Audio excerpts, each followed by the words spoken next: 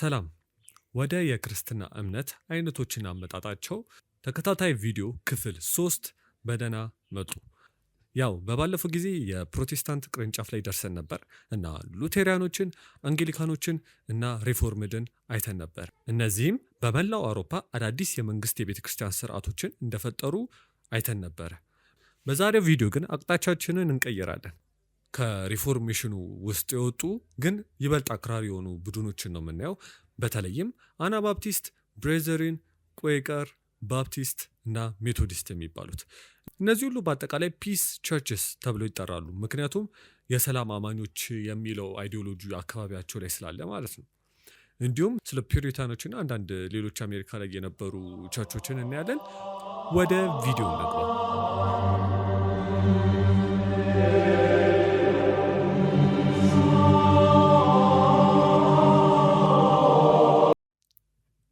እሺ ከአናባፕቲስቶች እንጀምር።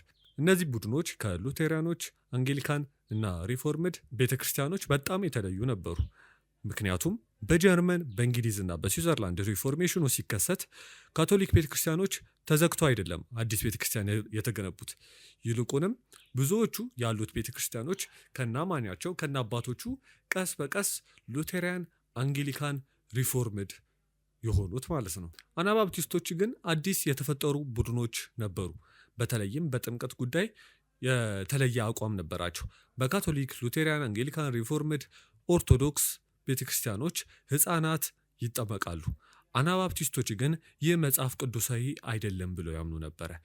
ህፃናት የሚፈጠረውን መረዳት ወይም የእምነት ውሳኔ ማድረግ ስለማይችሉ መጠመቃቸው ሴንስ አይሰጥም ብለው ነበር የሚያስቡት የነበረው። ስለዚህ ሰዎች እምነታቸውን በራሳቸው ካመኑ በኋላ ነው መጠመቅ ያለባቸው የሚል ሀሳብ ነበራቸው። ስለዚህ የመጀመሪያዎቹ አናባፕቲስቶች ራሳቸውን እንደገና አጠመቁ። ለዛም ነው አና ባፕቲስት ተብለው የሚጠሩት። አና ማለት እንደገና ማለት ነው። እንደገና የሚያጠምቁ ለማለት ተፈልጎ ነው ማለት ነው። በዛ ነው ይህ ስም የተፈጠረው። የመጀመሪያዎቹ አናባፕቲስቶች ራሳቸውን ብሬዘሪን ብለው ነበር የሚጠሩት። ብሬዘሪን ማለት ያው ወንድሞች ማለት ነው። እንቅስቃሴው ደግሞ ስዊዘርላንድ ስለተጀመረ ስዊዝ ብሬዘሪን የሚለው ስያሜ ሞር የተለመደ ነበር ለነዚህ አናባፕቲስቶች ማለት ነው። ከመጀመሪያዎቹ መሪዎቻቸው መካከል አንዱ ሜኖ ሳይመንስ የተባለ ሰው ነበረ። እሱ በኔዘርላንድ ውስጥ የአናባፕቲስት ሀሳቦችን በስፋት ሲያሰራጭ ነበረ። በዚህም ምክንያት ትልቁ የአናባፕቲስት ቅርንጫፍ ሜኖናይት ተብለው መጠራት ጀመሩ።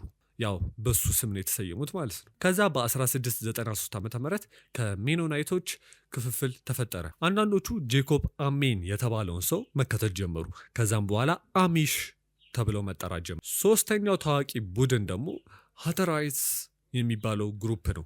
ይህም ስም ጄኮብ ሃተር ከሚባለው ሰው የመጣ ሲሆን ሰውየው የአናባፕቲስት ሀሳቦችን ወደ ኦስትሪያ እና ምስራቅ አውሮፓ ያስፋፋ ነበረ። ከዛ በሱ ስም አዲስ ቸርች ተመሰረተ ማለት ነው። በዚህ ዘመን እነዚህ ሶስት ግሩፖች ወይም ክፍሎች በቀላል ኑሮ፣ ባህላዊ አለባበስ እና ዘመናዊ ቴክኖሎጂን በመተው ነው የሚታወቁት። ነገር ግን ዘመናዊ ቴክኖሎጂን በመተው ረገድ በመካከላቸው የሆነ ልዩነት አለ። በአጠቃላይ አሚሾች ናቸው አብዛኛውን ቴክኖሎጂ የሚከለክሉት። ለምሳሌ እስካሁን ድረስ ፈረስና ጋሪ ነው የሚጠቀሙት፣ ያው መኪና ኃጢአት ነው ስለሚሉ። ሌላ ደግሞ ኢንተርኔትን ጭራሽ አይጠቀሙም ማለት ይቻላል። ኢንተርኔት፣ ስልክ ምናምን መጠቀም አይቻልም። ሃተራይትስ የሚባሉት ደግሞ ባህላዊ ናቸው እንደ አሚሾች፣ ግን የተለያየ ቀለም ያላቸውን ልብሶች ይፈቅዳሉ። ያው አሚሾች አይፈቅዱም፣ አንድ ከለር ነው መሆን ያለበት። አንዳንዶቹ ደግሞ ሞባይል ስልክ ይጠቀማሉ፣ ሃተራይቶች ማለት ነው። ሜኖናይቶች ግን ኦልድ ኦርደር ሜኖናይትስ ከምንላቸው ውጪ በአጠቃላይ ማለት ይቻላል ቴክኖሎጂ ክልከላ አያደርጉም። አንዳንዶቹ ባህላዊ አለባበስ ቢለብሱ ያው ያን ያህል የከረረ ወግ አጥባቂነት የለም። በሀገራችን ያለው በሜኖናይት ሚሽነሪዎች የተጀመረ ቤተክርስቲያን ደግሞ መሰረተ ክርስቶስ ብለን እንጠራዋለን። ይህ ቤተክርስቲያን የተመሰረተው በአሜሪካ የሚገኙ ላንስተር ሜኖናይት ኮንፈረንስ ላይ በነበሩ ሚሽነሪዎች አዲስ አበባ ላይ የተመሰረተ ቤተክርስቲያን ነው እና የሜኖናይት ግሩፖች ናቸው ማለት ነው። እና መሰረተ ክርስቶስ የሜኖናይት ግሩፖች ናቸው ማለት ይቻላል ማለት ነው። እሺ እንቀጥል። በዛ ጊዜ ሉቴሪያን በአውሮፓ ብዙ ቦታዎች ጠንክሮ ተመስርቶ ነበር። ነገር ግን አንዳንድ ጀርመኖችና ስካንዲኔቪያኖች ሪፎርሜሽኑ ገና በቂ አልሄደም ብለው ያምኑ ነበር እና በእነዚህ አስተሳሰብ ከቴዎሎጂ ክርክሮች ይህ ነው ትክክል አይደለም ከሚለው ክርክር በላይ በልብ የሚኖር ሃይማኖት ያስፈልጋል ብለው ያምኑ ነበር። አንዳንዶቹ ከውስጥ ለውጥ ለማምጣት ቢሞክሩም ሌሎቹ አዲስ ቡድኖች መሰረቱ ማለት ነው። እነዚህ አክራሪ ፓይቲስት ብለን እንጠራቸዋለን ማለት ነው። ከነዚህ አክራሪ ፓይቲስቶች መካከል አንዱ አሌክሳንደር ማክ የተባለ ሰው ነበረ። እሱ የቸርች ኦፍ ብሬዘሪን መሰረተ። ስለዚህ ቸርች ኦፍ ብሬዘሪን ወይም ብሬዘሪን የምንለው ቸርች ከአናባፕቲስት ተገንጣዮች የመሰረቱት ቸርች ነው በአውሮፓ ማለት ነው። አሁን ደግሞ ወደ ቁዌከርስ እንሂድ። ቁዌከርስ ከአናባፕቲስቶች ጋር በብዙ ነገር ይመሳሰላሉ፣ በተለይም ሰላማዊ በመሆናቸው ማለት ነው። ነገር ግን መነሻቸው ከእንግሊዝ ነበረ። በባለፈው እንደተማርነው የእንግሊዝ ቤተክርስቲያን በ1534 ዓ ም እንደ አዲስ የመንግስት ቤተክርስቲያን ተመሰረተ። ነገር ግን እንደ ሌሎች ቦታዎች ሁሉ በእንግሊዝም ሪፎርሜሽኑ ገና በቂ አልሄደም የሚል አስተሳሰብ ነበረ። እነዚህ ፒውሪታኖች ተብለው ይጠሩ ነበር። አብዛኞቹ ፒውሪታን የሚባሉት ሰዎች ከቤተ ክርስቲያኑ ከውስጥ መለወጥ ይፈልጉ ነበረ። እንደ ኦሊቨር ክሮምዌል ያሉ ሰዎች ለእነዚህ ምሳሌ ናቸው። ነገር ግን አንዳንዶቹ ራሳቸውን ለይተው አዲስ ቤተክርስቲያን መመስረት ፈለጉ። እነዚህ እጅግ አክራሪ ሪፎርመሮች እንግሊሽ ሰፓሬሽናሊስት ተብለው ታወቁ። በመጀመሪያ ብዙ የእንግሊሽ ሰፓሬሽናሊስቶች ነበሩ፣ ብዙ ግሩፖች ነበሩ ማለት ነው። ቁዌከርስና ባፕቲስት ከነዚህ እንግሊሽ ሰፓሬሽናሊስቶች ውስጥ ነበሩ። በመጀመሪያ ብዙ የተለያዩ የእንግሊሽ ሰፓሬሽናሊስት ግሩፖች ነበሩ። ቁዌከርስና ባፕቲስት ከነሱ ውስጥ አንዶቹ ነበሩ። ሌሎቹ እነ ዲገርስ፣ ኢንቱዚያስትስ፣ ራትነርስ፣ ሲከርስ እና መግልቶኒያንስ የሚባሉ ቡድኖች ነበሩ። አብዛኞቹ ከጊዜ በኋላ ጠፍተዋል። ነገር ግን ቁዌከርስና ባፕቲስት እስከዛሬ ይደረሳሉ። የቁዌከሪዝም ዋና መስራች ጆርጅ ፎክስ የተባለ ሰው ነበረ። አንድ ቀን በሆነ ኬስ ፍርድ ቤት ቆሞ በእግዚአብሔር ቃል መንቀጥቀጥ አለባችሁ ብሎ ተናገረ። ምናልባት ያው ከኢሳያስ ምዕራፍ 66 ቁጥር 2 የተወሰደ ሊሆን ይችላል። ከዚያ የጆርጅ ፎክስ ተከታዮች ቁዌከርስ ተብለው መታወቅ ጀመሩ። ቁዌከርስ ማለት መንቀጥቀጥ ማለት ነው። ምንም እንኳን የእነሱ ኦፊሻላዊ ስም ሪሊጂየስ ሶሳይቲ ኦፍ ፍሬንድስ የሚለው ስም ቢሆንም ያው ቁዌከርስ ብለን ነው የምናውቃቸው ማለት ነው። ከቁዌከርስ ልዩ ባህሪያት አንዱ ኢነር ላይት የሚለው ሀሳብ ነበረ። ይህም ሀሳብ ሁሉም ሰው እግዚአብሔርን ከውስጡ ሊሰማው ይችላል የሚል አስተሳሰብ ነው። ማለትም አብዛኛው ባህላዊ የሆነ የቁዌከርስ ስብስብ ወይም ቤተክርስቲያን ስትሄድ ምናምን ስብከት፣ ጸሎት ምናምን የሚባል ነገር የለም። ጀስት ሰዎቹ አማኞች ይቀመጣሉ፣ ዝም ብለው ልባቸው የሚላቸውን ነገር መስማት ነው ማለት ነው። ከዛ እግዚአብሔርን በራሳችን ውስጥ እንሰማዋለን የሚል ሀሳብ ነው ማለት ነው። ለማንኛውም በቁዌከር ውስጥ ታላቅ ክፍፍል በ1827 ዓ ም ተከሰተ። ኤሊያስ ሂክስ የተባለውን ሰው የተከተሉት ሂካይትስ ተብለው ታወቁ። በአሁኑ ስማቸው ኢኤፍዩኤኤም የሚባሉት ግሩፖች ማለት ነው። ሌሎቹ ደግሞ ኤጂኤስ የሚባለውን ስም ወስደው ቀጠሉ ማለት ነው። እሺ አሁን ወደ ባፕቲስቶች እንግባ። ባፕቲስትና ቁዌከሮች በ16 ሺዎቹ ከእንግሊዝ ቤተክርስቲያን የተለዩ ብዙ የእንግሊዝ ሰፓሬሽናሊስቶች መካከል ውስጥ ነበሩ። ነገር ግን ቅድም እንደጠቀስኩት ሌሎቹ ግሩፖች ሲጠፉ እነዚህ ሁለቱ ግሩፖች ግን ስቲል ሰርቫይቭ አድርጓል ማለት ነው። የባፕቲስት እንቅስቃሴን እንደጀመሩ የሚቆጠሩት ሁለት ሰዎች ናቸው፣ ጆን ስሚዝ እና ቶማስ ሄልዊስ የሚባሉ ሰዎች እና ሁለቱም መጀመሪያ አንግሊካኖች ነበሩ። እነሱ ወደ ሆላንድ በሚሄዱበት ጊዜ ከአናባፕቲስቶች ጋር ይገናኛሉ። ከዛ የነሱ እምነት የሆነውን ህፃናት መጠመቅ የለባቸውም የሚለውን ሀሳብ ተረዱ። ስለዚህ ባፕቲስቶች አንዳንድ ጊዜ የአናባፕቲስቶች ቅጥያ ናቸው ይባላል። ባፕቲስቶች የጀመሩበት ዘመን አካባቢ ሌላ አዲስ ነገር ተፈጥሮ ነበር። ይህም ነገር ፈርስት ግሬት አዌክኒንግ የምንለው ነገር ነው። ማለትም የመጀመሪያው ታላቅ መነቃቃት። በመሰረቱ ፈርስት ግሬት አዌክኒንግ ወይም የመጀመሪያው መነቃቃት ኢቫንጌሊካል ክርስቲያኒቲን ፈጥሯል። ማለትም ወንጌላዊ ክርስትናን ፈጥሯል። ምን ማለት ነው?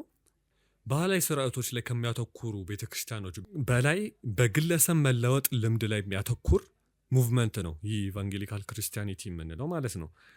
አሁን ይህ ልምድ ዳግም መወለድ ተብሎ ይጠራል። ዳግም መወለድ የሚለው ሀሳብ ከመጀመሪያው ታላቁ መነቃቃት የተመሰረተ ነው ማለት ነው። በመጀመሪያው ታላቁ መነቃቃት ጊዜ እነ ጆናታን ኤድዋርድስ የተባሉ ሰባኪዎች ሰዎች ከኃጢአታቸው እንዲነጹ በኢየሱስ ክርስቶስ ማመን መዳን ስጦታ እንዲቀበሉ በጥልቀት መስበክ ጀመሩ። ይህም ብዙ ቤተክርስቲያኖች ሚሽነሪ ወርክ በሚለው ስራ መጠራት ተጀመረ ማለት ነው። በዚህ ሰዓት ነው ሚሽነሪ የሚባለው ሀሳብ የተጀመረው እና ይሄ እንቅስቃሴ ሙሉ ለሙሉ ባፕቲስቶችን ኢንፍሉዌንስ አድርጎ አሁን ባፕቲስቶች የሚለዩት በዳግም መወለድ፣ ህፃናትን አለማጥመቅ እና በመሳሰሉት ነገሮች ናቸው ማለት ነው። ለማንኛውም ውስጥ በጣም ብዙ ክፍፍሎች ነበሩት። ግን በዚህ ሰዓት ማውራት ያለብን ስለ ሳውዘርን ባፕቲስት ኮንቬንሽን ነው። ይህ በአሜሪካ ያለው ትልቁ የባፕቲስት ክፍል ነው።